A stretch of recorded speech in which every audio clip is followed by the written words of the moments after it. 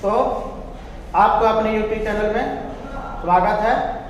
आज आप लोग इंजीनियरिंग ड्राइंग में इलेक्ट्रीशियन, वायरमैन, इलेक्ट्रॉनिक, ICT और इसके अलावा जितना भी इलेक्ट्रिकल ट्रेड के जितना भी ट्रेड हैं वो सारे ट्रेड में सवाल एक ही तरह के आते हैं।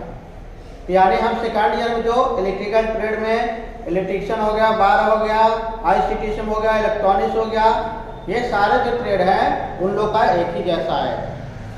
तो अब हम देखते हैं कि सेकंड ईयर में कौन कौन सवाल आ रहा है, इसके बारे में हम जानकारी प्राप्त करेंगे। तो आप देखिएगा कोई भी सवाल सेकंड ईयर में है तो नंबर 1 में आपको 5 सवाल जो रहेगा वो सिंबल बनाना रहता है।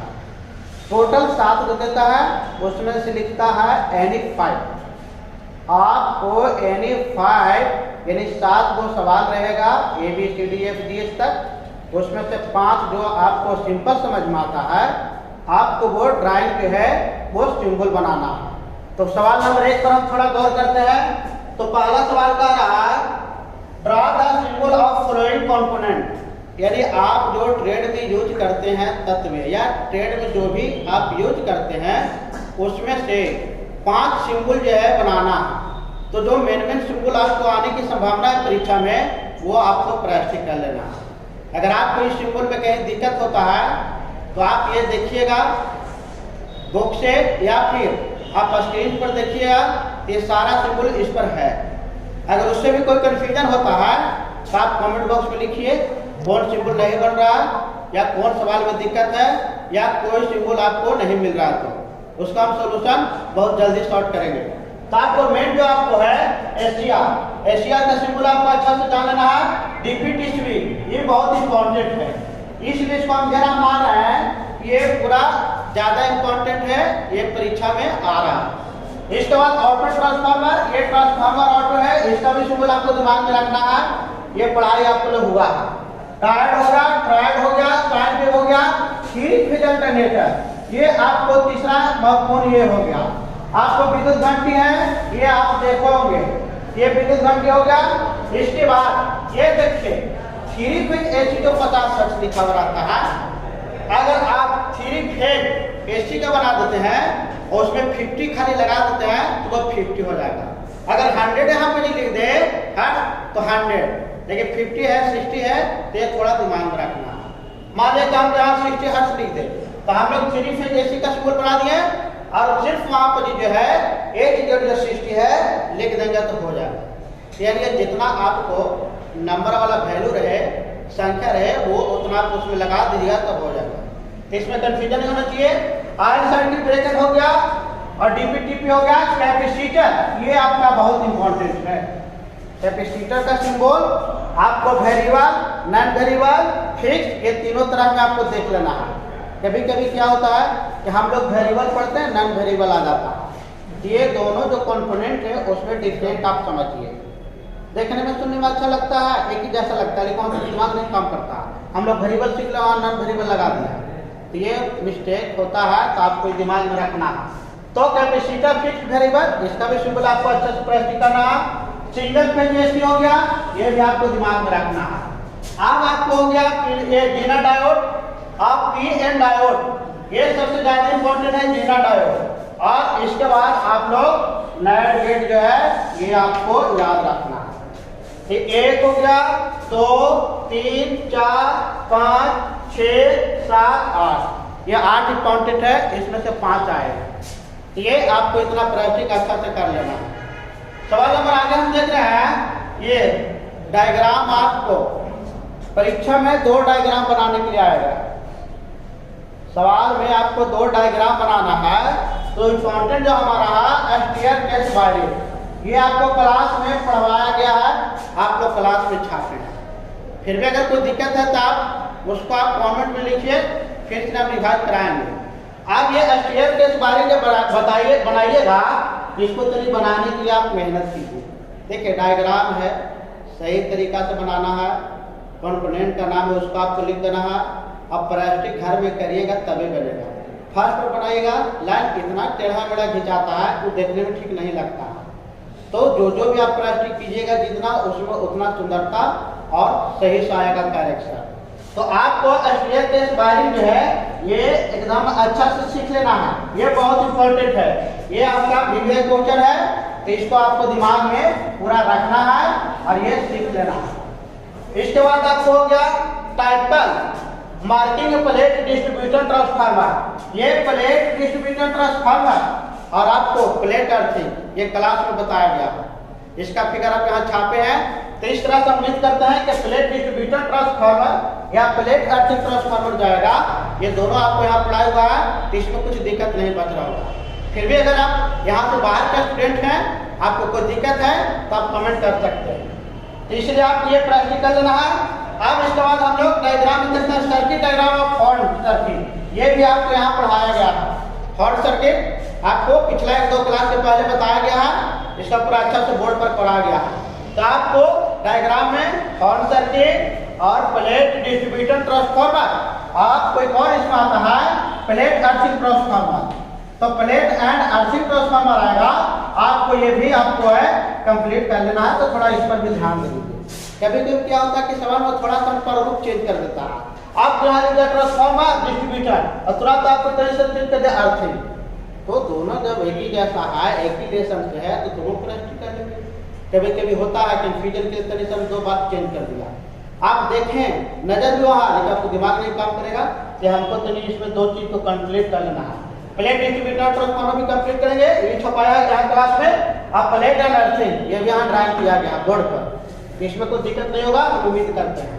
ये हो गया पूरा डायग्राम का कंप्लीट। इस आपको 4 क्वेश्चन बताए, स्टीयर के बारे में डायग्राम कंप्लीट करना है, प्लेट डिस्ट्रीब्यूटर ट्रांसफार्मर और फिर प्लेट अर्थिंग ट्रांसफार्मर और हॉर्न सर्किट। ये 4 डायग्राम में आपको 2 गो इंपॉर्टेंट है, ये 2 गो आएगा। सवाल नंबर आगे क्या है, draw the detailed internal diagram of the calling bell. ये बहुत इंपॉर्टेंट है, लेकिन कॉलिंग बेल इंपॉर्टेंट है तो इसमें हमको क्या कहा है, कभी कभी वोल्टेज जो है चेंज कर देता है। हमने जहाँ बोर्ड पर छापे, यहाँ जो बनाया गया था पिछला क्लास में, वो 3 वोल्ट था, वहाँ 3 भी लिखल था। तब 3 लिखल है या 30 लिखल है, उसके जगह पर आपको खाली नंबर चेंज करके 24 लिख देना। इसलिए हम डायग्राम बनाएंगे, वो डायग्राम जो खींचा हुआ रहेगा तो उस पर हमको नंबर खाली चेंज कर देना। तो आपको कहीं इसमें 24 वोल्ट है तो 24 वोल्ट लिख देना है, अगर 30 वोल्ट बैटरी रहेगा तो 30 वोल्ट लिखेगा। लेकिन ये जो है ये है, तो ये इसका डायग्राम आपको बना देना, खाली वोल्टेज पर ध्यान देना, बाकी आपका सर्किट जो है या बाकी जो आपका कनेक्शन है सब उसी जैसा है। तो ये आपको कॉलिंग बेल है, इसको बहुत अच्छा से आपको ट्राई कर लेना है, प्रैक्टिस कर लेना है। और वोल्टेज वाली बात क्या है तो हम ध्यान देना है। कभी भी क्या होता है तुमको दिमाग में आता है 3 वोल्ट वाला बनाया है और 24 लिखा तो कंफ्यूजन नहीं करना है, सिर्फ उसमें क्या है वेरिएबल जो है 24 वोल्टेज खाली बढ़ा देना, बाकी सारा जितना स्विच जितना है सब पैनल उसी तरह से रहेगा। ये थोड़ा सा दिमाग में आप लगाया। परीक्षा में कभी कभी होता है 220 वोल्ट है, 230 वोल्ट लिख दिया तो हम 220 वोल्ट वाला छापे तो 230 खाली नंबर आपको चेंज करें तो 230 वाला हो जाएगा। इसलिए तो उसमें तो नंबर लिखे वही ना आपको सप्लाई करवाना है, तो वो ये नंबर पर थोड़ा ध्यान दिया फ्यूचर करने के लिए। पिछले परीक्षा में 30 आया वोल्टेज और 24 लिख देगा, तो आदमी को लगता है कि 30 वाला दूसरा होगा 24 वाला दूसरा, नहीं, सिर्फ आपको वोल्टेज का जो वेरिएबल चेंज करके आपको कंफ्यूजन में डालना है।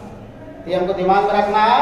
तो कॉलिंग बेल हो गया, ये 24 वोल्टेज बैटरी वाला है, इसका सप्लाई का डायग्राम बनाना है। आप इसको बना हुआ है, आपको बुक में भी होगा, उससे भी ट्राई कर सकते हैं। और ऐसी दिक्कत है तो फिर हम एक्सरसाइज करा देंगे।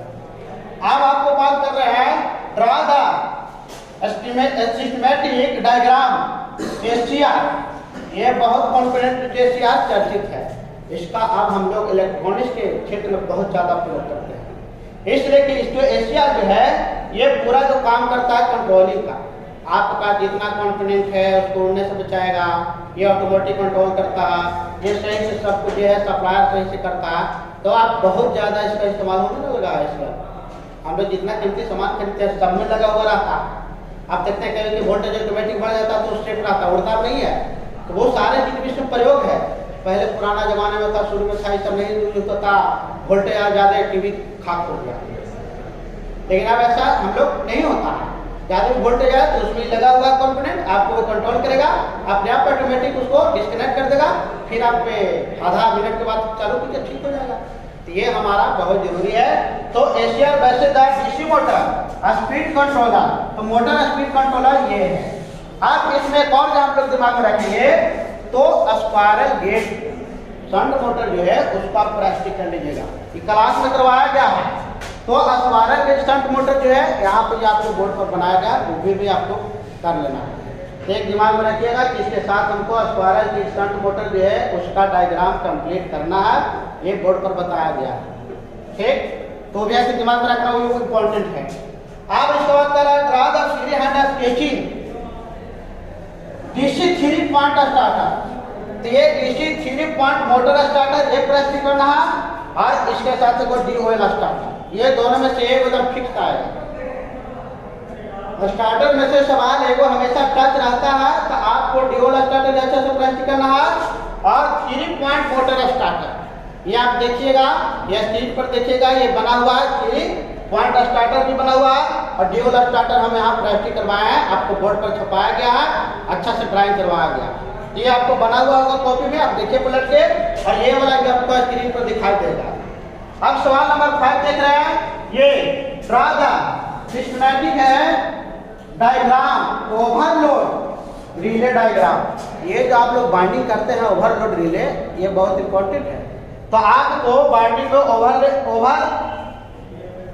ओवरलोड रिले बाइंडिंग WINDING, ये बाइंडिंग आपको देख लेना है। ओवर रिले बाइंडिंग और डिलक्स सेलेक्ट बाइंडिंग, ये दोनों आपको देख लेना। ये आपको दिमाग में रखना है, ओवरलोड जो है बाइंडिंग कैसे करेंगे, या डिलक्स जो है लेफ्ट बाइंडिंग कैसे करेंगे, ये दोनों प्रैक्टिस करने का। इतना जो सवाल बताया, इसमें से आपको 4 सवाल एग्जाम में आएगा, और ज़्यादातर सब फ्री हैंड स्केचिंग रहता है, इसलिए सारा चीज़ वर्क आप पूरा कर लीजिए, और कंफर्ट जो भी आपका एग्जाम हो रहा है उसमें आप अच्छे से मार्क्स लाइए।